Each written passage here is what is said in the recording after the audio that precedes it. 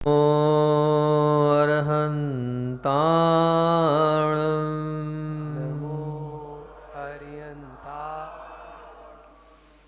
नमो सिद्धाणं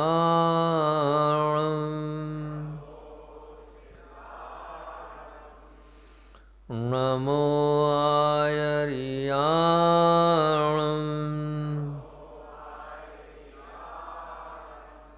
नमो वज्रायाणं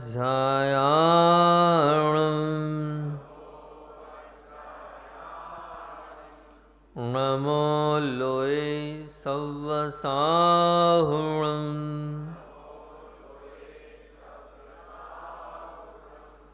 नमो अरिहन्ताणं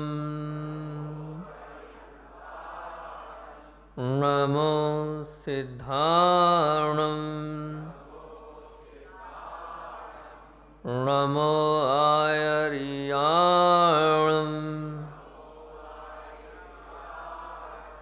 नमो वज्रायाणं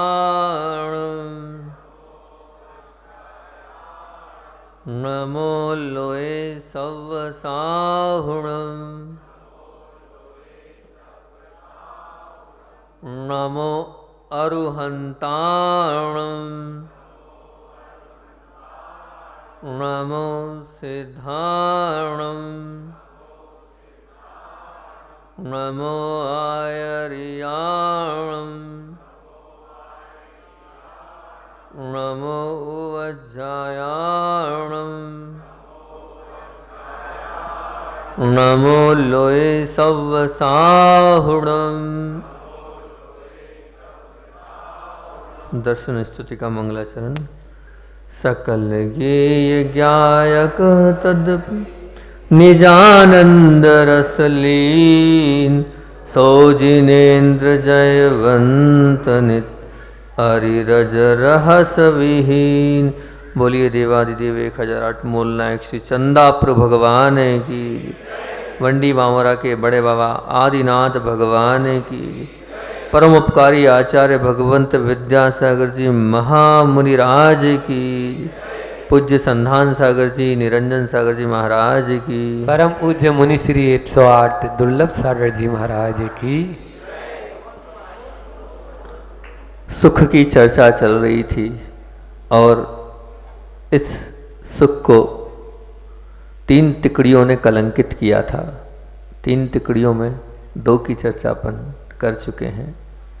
पहला था बोलो अस्थाई, दूसरा था परिवर्तन और तीसरा है भयंकर। पहले का सार था कि अगर सुख को जीवित रखना है तो सुख की नींव दुख पे टिकी है। सुख को जीवित रखने के लिए दुख का होना बहुत जरूरी है। और उसमें एक और बहुत महत्वपूर्ण बात बोली थी कि जिसके पास निर्भयता रूपी सुख है वो सबसे बड़ा सुखी व्यक्तित्व है, क्योंकि निर्भयता ऐसा सुख है जो समस्त दुखों को पीने की सामर्थ्य रखता है। और कल बात करी थी अपन ने परिवर्तनशील की। उस परिवर्तनशील में एक बात विशेष बोली थी कि अगर अभी महाराज जी ने भी बोला, अगर कोई शाश्वत है तो वो क्या है? परिवर्तन ही शाश्वत है। क्योंकि आपको सुख चाहिए, लेकिन अगर वो सुख लगातार मिल रहा है तो उस सुख को आप भोग नहीं पाओगे। आप स्वयं उसको परिवर्तित कर दोगे और अन्य चीज़ को आप पसंद करना प्रारंभ कर दोगे। मतलब परिवर्तन शाश्वत है। अब तीसरी तिकड़ी और तीसरा कलंक क्या है जो सुख को चुनौती देने वाला है? वो है भयंकर। अपन आज भयंकर पे चर्चा करते हैं। एक छोटी सी लाइन से प्रारंभ करते हैं। मैं बीते हुए दिनों पर दृष्टि कर रहा था, याद कुछ नहीं आया, आंसू आ गए। याद कुछ नहीं आया, आंसू आ गए। क्योंकि बीते हुए दिनों पर हम दृष्टि कर रहे थे। अब उन दृष्टि पर खूब सुखों को भोगा हमने, खूब इंद्रियों को तृप्त किया हमने। जब उन सुख और इंद्रियों को भोगने के बाद उसका परिणाम भी देखा तो आंसू आ गए। शत्रु के रूप में सामने कोई आता है, उस शत्रु को परास्त करने के लिए हम पूरी ताकत लगा देते हैं, पूरी तरीके से। हमें मालूम है वो शत्रु है, वो दुश्मन है, वो हमारा बुरा करने वाला है, तो हम पूरा मन से, वचन से, काय से पूरी तरीके से तैयार रहते हैं। क्योंकि एक राजा, अगर कोई शत्रु राजा उस पर आक्रमण करता है तो पूरी तैयारी के साथ तैयार रहता है कि किसी प्रकार से भी मेरा राज नहीं छीने। तो शत्रु को भली भांति हम परास्त करने के लिए तैयार भी रहते हैं और करते भी हैं, और हो भी जाता है। क्योंकि हम जो चाहते हैं, जिस पे हमें विश्वास है, हम उस विश्वास को कायम करने के लिए हर प्रकार से येन केन प्रकारेण उस चीज़ को प्राप्त कर लेते हैं। परंतु मित्र का रूप कोई अगर धारण करके आया है और आने वाले उस मित्र को हम पहचान नहीं पा रहे हैं कि आखिर ये मित्र है कि क्या है, और उसके अंदर अगर शत्रुता है भरी हुई, तो शायद हम उसको जब पहचान ही नहीं पा रहे हैं उस मित्र को, ये मित्र है कि शत्रु है, तो क्या उसको परास्त कर सकते हैं? जिसका पहचान पाना ही मुश्किल है उस मित्र का कि ये सखा है, ये बंधु है, ये हितैषी है कि क्या है, तो उसको हम परास्त कैसे करेंगे? कर ही नहीं सकते हम उसको परास्त, सोच भी नहीं सकते उसको परास्त होने का। जब हम सब कुछ खो चुकेंगे, सब कुछ बर्बाद हो चुकेगा, तब पता चलेगा हमें कि भाई जिसको हम मित्र समझ रहे थे वह तो क्या था? बताओ, शत्रु था। वो क्या था? वो शत्रु था। आज हमने अपने पूरे जीवन में अगर शत्रु माना है तो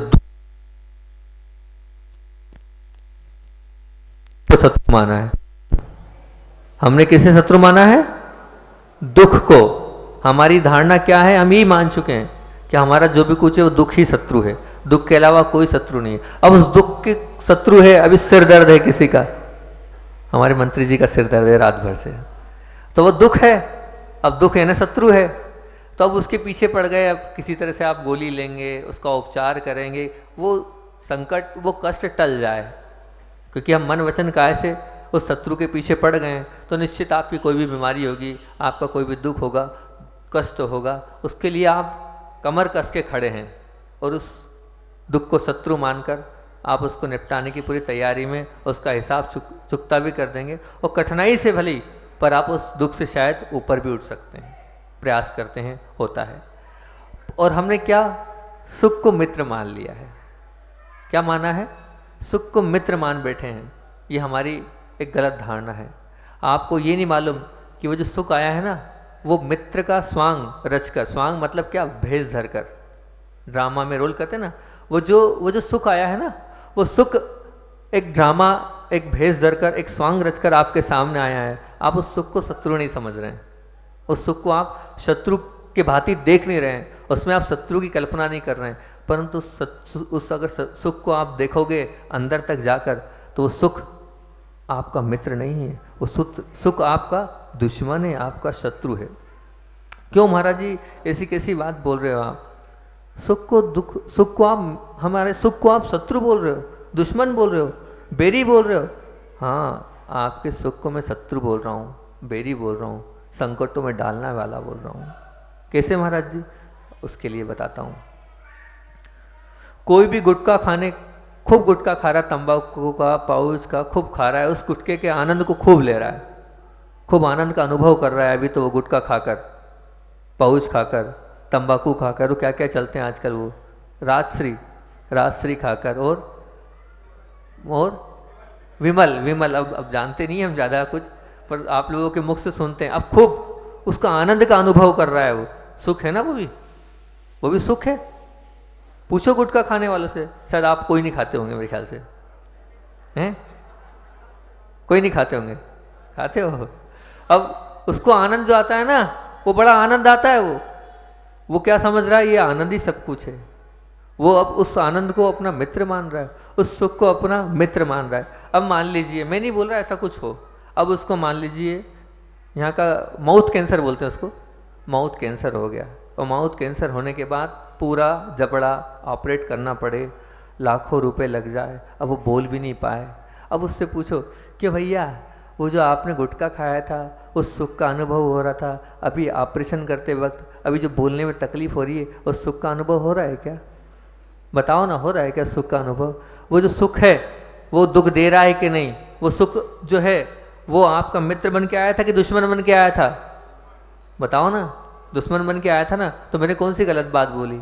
आपने एक ने भी नहीं कहा था हाँ हमारी ठीक बोल रहे हो। तो वो सुख आपका दुश्मन बन के आया था, और क्या दे रहा है? भयंकर दुख। आज भयंकर पे चर्चा है ना अपनी। सुख भयंकर होते हैं ना, तो भयंकर दुख दे रहा है कि नहीं वो सुख? बताओ, दे रहा है ना? पूछना। एक नागपुर के सज्जन आए थे, अच्छे बहुत बढ़िया गुरुजी से जुड़े थे और कुबेर बने थे उस समय पंच कल्याणक में।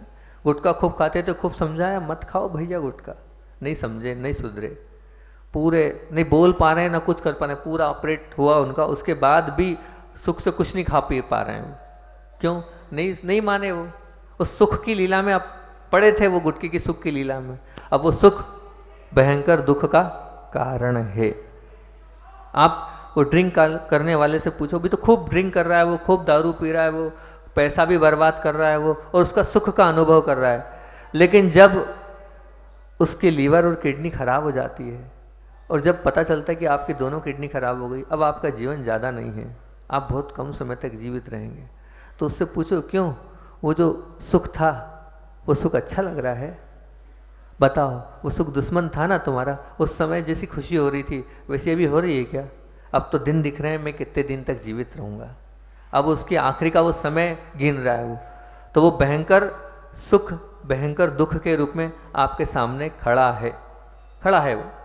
मान लीजिए किसी ने अनीति से, अनैतिक रूप से करोड़ों रुपए कमाए, लाखों करोड़ का धन कमाया, अभी तो बहुत खुश है वो, प्रसन्न है वो कि भैया आ रहा है, लक्ष्मी आ रही है, लेकिन उसको ये नहीं मालूम कि जो लक्ष्मी आ रही है वो अनैतिक है। वो जो तुमने कमाया है वो तुम्हारे साथ नहीं जाएगा।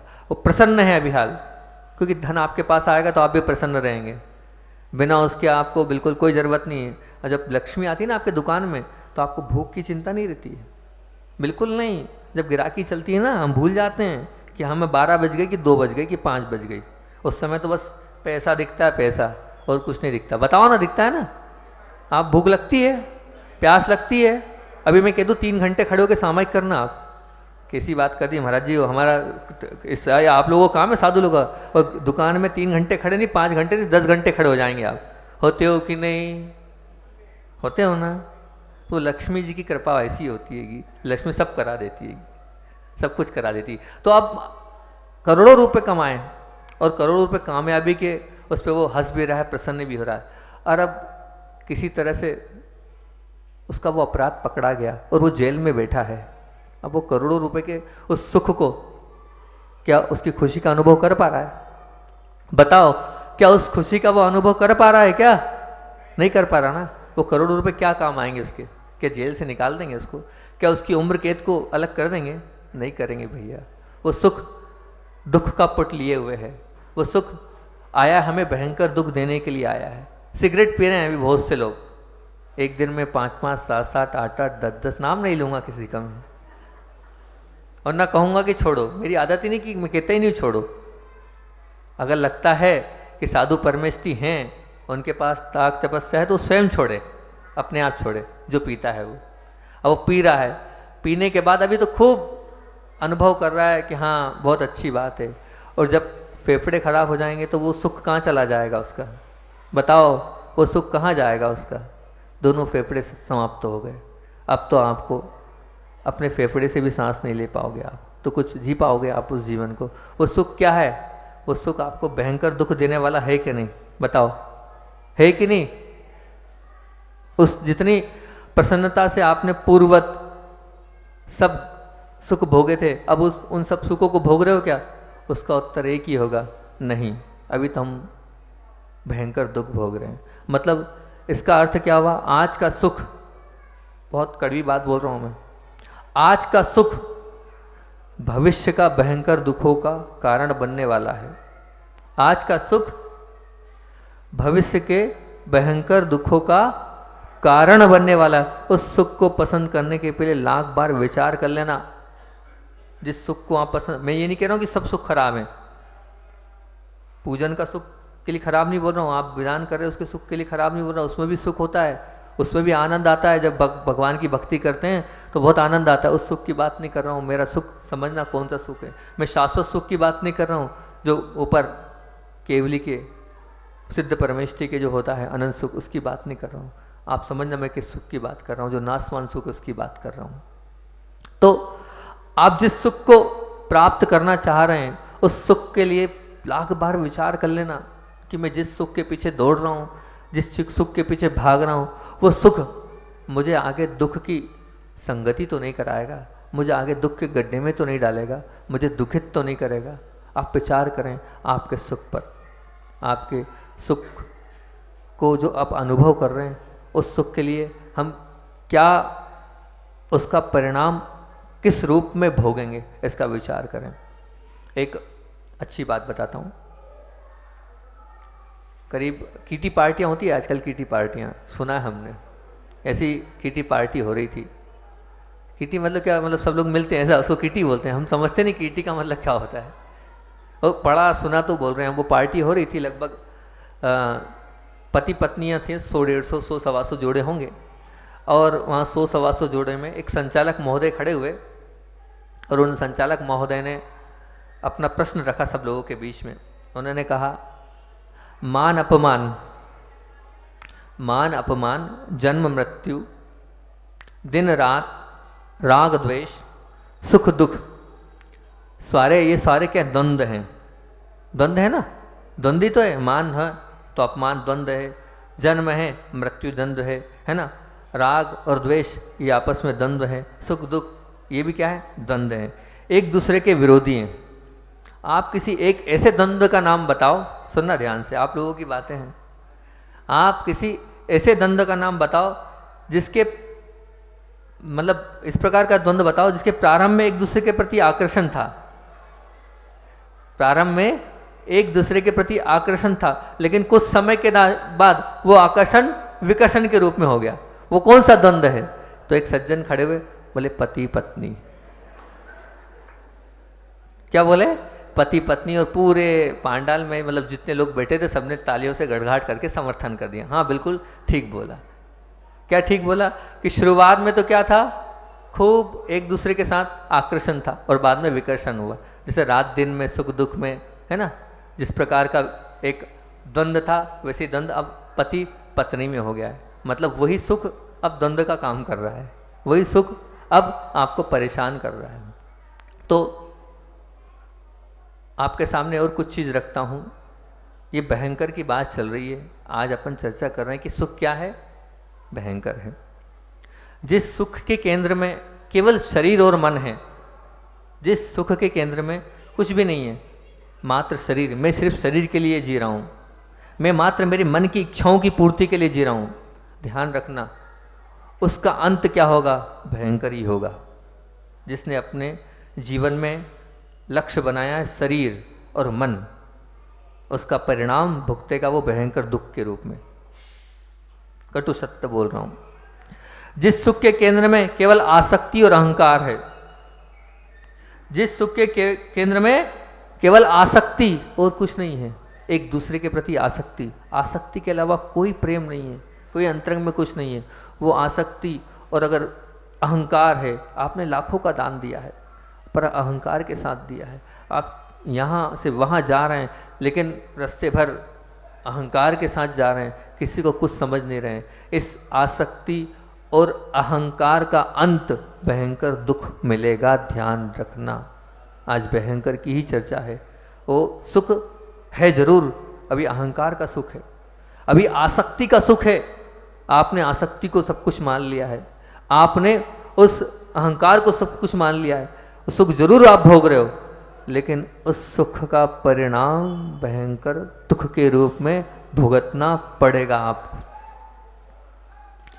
जिस सुख के केंद्र में केवल शरीर की सुखशीलता और मन की स्वच्छंदता है, मतलब वो सिर्फ शरीर की सुखशीलता पर पीछे भाग रहा है, मुझे बस सुख चाहिए, इस शरीर की जिससे सुख मिले, वो जरा सा भी थोड़े से भी ऐसा लगता है कि ये मेरे शरीर को प्रतिकूल है तो आप लड़ने झगड़ने तैयार हो जाते हैं।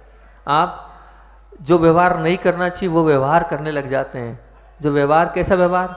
बहुत सारे उदाहरण हैं आपके सामने, आप स्वयं जानते हैं, आप अनुभव करें कि आपको कोई चीज़ नहीं मिली तो आप कितने ज़्यादा कटु हो जाते हैं।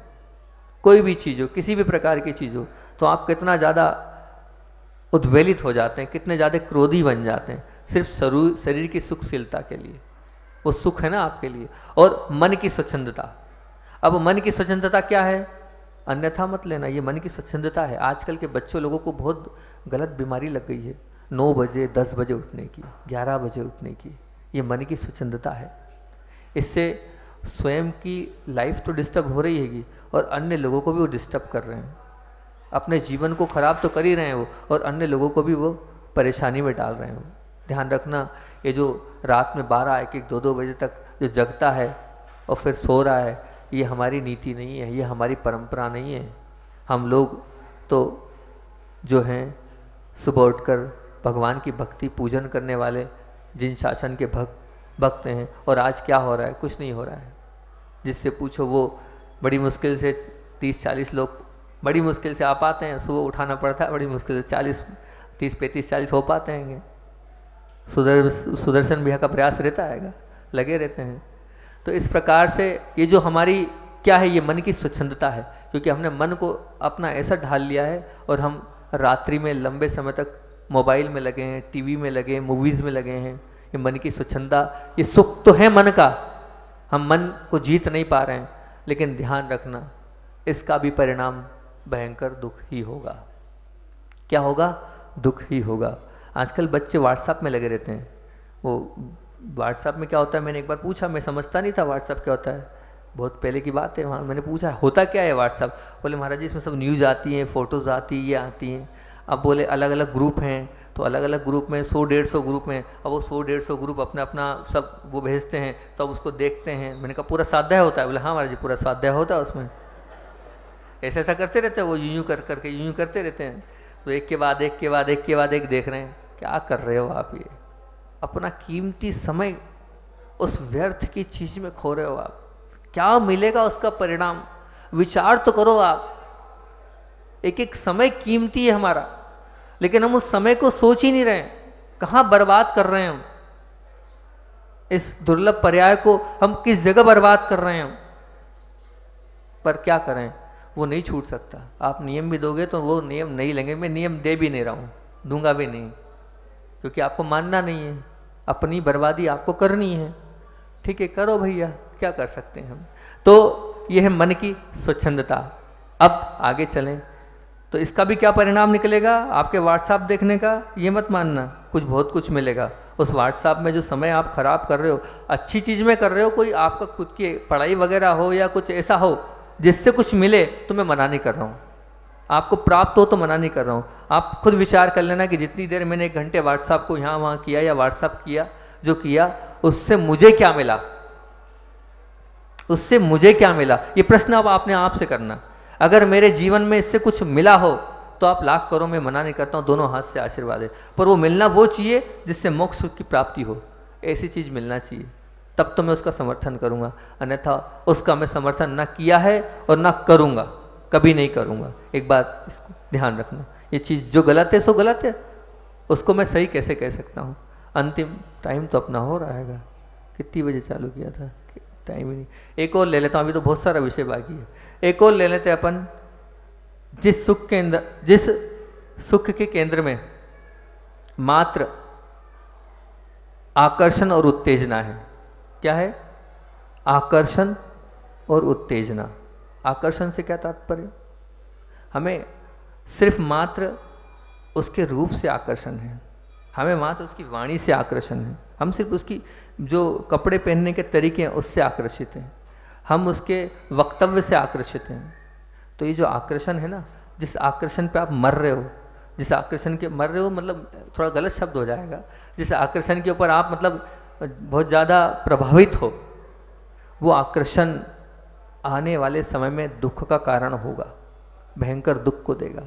इस पे आप विचार करना कि वो आकर्षण जो हम कर रहे हैं उनमें कितने परिणाम हमारे कैसे हो रहे हैं, वो परिणाम हमारे किस प्रकार के हैं, वो भी हमें भयंकर दुख को देने वाले हैं। और दूसरी बात, उत्तेजना। ये उत्तेजना भी है, ये भी एक प्रकार का सुख है।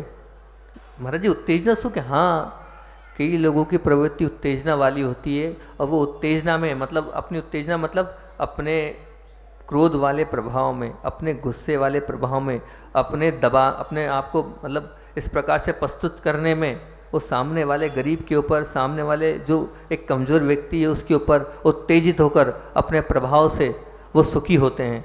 लेकिन ध्यान रखना, जिस भी व्यक्ति को आप इस प्रकार से परेशान कर रहे हैं, इस प्रकार से उत्तेजना में आकर उसको दुखी कर रहे हैं, और सुख तो हो रहा है उस गरीब के साथ, आप कष्ट तो उसको दे रहे हो अपनी उत्तेजना के कारण, लेकिन उसका परिणाम क्या रहेगा निश्चित मानना, भयंकर दुख। क्योंकि आपने उत्तेजना के साथ उसके साथ जो व्यवहार किया है, उसका भी तो मन है, कहीं ना कहीं तो वो अपने मन से बद्दुआ तो देगा, वो बद्दुआ लगेगी, निश्चित लगेगी, और ऐसी लगेगी कि अंत समय में आपका भला हो ही नहीं पाएगा। उसकी बद्दुआओं के साथ आप अपना अंत, आपका अंत होगा। इस प्रकार से आज अपन इतना ही रखते हैं। आचार्य श्री की बात भी 2-3-4 मिनट में आपको सुनना है ना, तो वो और सुन के अपनी बात को अंत करते हैं। पूज्य आचार्य भगवान विहार करते हुए एक कच्चे रास्ते से जा रहे थे, और पूरा एरिया मतलब पूरा जो स्थान था वो ग्रामीण लोगों का था, और गरीब लोग थे, किसी के पास कपड़े भी पूरे नहीं थे। इस प्रकार के गरीब लोग कपड़े मेले कुचले पहने हुए थे, और अपनी गरीबी से तो वे खैर थे ही आर्थिक रूप से परेशान, लेकिन उस परेशानी में भी वो जिस रास्ते से आचार्य श्री जा रहे थे, उस रास्ते से ऐसे लाइन बनाकर, पूरी लाइन बनाकर बैठे हुए थे, पूरे रास्ते पर बैठे हुए थे, और इतने भक्ति भाव से पूज्य गुरु जी को नमोस्तु नमोस्तु नमोस्तु कर रहे थे। आचार्य श्री उस दिन कुछ ज़्यादा ही प्रसन्न थे, और बिल्कुल आचार्य श्री भी आशीर्वाद देते हुए, बिल्कुल यूँ तो आशीर्वाद देंगे नहीं, आप चले जाओ तो आशीर्वाद देंगे नहीं, परंतु उनको बहुत अच्छे से आशीर्वाद देते हुए जा रहे थे। रास्ते भर ये पूरा कार्य चलता रहा, पूरा रास्ता कच्चा था, और पूरे ग्रामीण लोग थे, उनमें आशीर्वाद देते देते पहुँचे। शाम को हम लोग पहुँचे, आचार्य श्री के पास पहुँचे, आचार्य श्री को नमोस्तु किया। 2-3 महाराज थे, विशाल सागर जी थे, हम थे, धवल सागर जी थे। पहुँचने के बाद आचार्य श्री ने सबसे पहले एक ही प्रश्न पूछा हम लोगों से, बोले क्यों आज लोग, आप तो बिहार में थे ना? हाँ आचार्य श्री आपके साथ तो थे, पीछे पीछे थे। हाँ, तो आज आपने देखा कितने ग्रामीण लोगों ने दर्शन किए? हाँ आचार्य श्री आपके दर्शन करने के लिए सब तरसते हैं, देवलोग तरसते हैं, तो फिर तो वो तो गाँव के लोग थे। हाँ, आप लोग उस वक्त क्या भाव कर रहे थे जब वो लोग दर्शन कर रहे थे? बस आशीर्वाद दे रहे थे, ऐसा कुछ भी भाव नहीं, अंतरंग से कोई उनके प्रति कोई सद्भावना थी आपकी? नहीं, ऐसा कुछ नहीं, बस आशीर्वाद देते हुए सबने अपने अपने जवाब दिए। सबके जवाब छोड़ो आप तो, क्योंकि समय हो रहा है। आचार्य श्री का जवाब मूल तो अपने को सुनना है, आचार्य श्री के क्या भाव थे। आचार्य श्री ने कहा, देखो भैया, हम तो पूरे रास्ते भर एक ही मंत्र का जाप करते आए। क्या आचार्य श्री, क्या जाप था?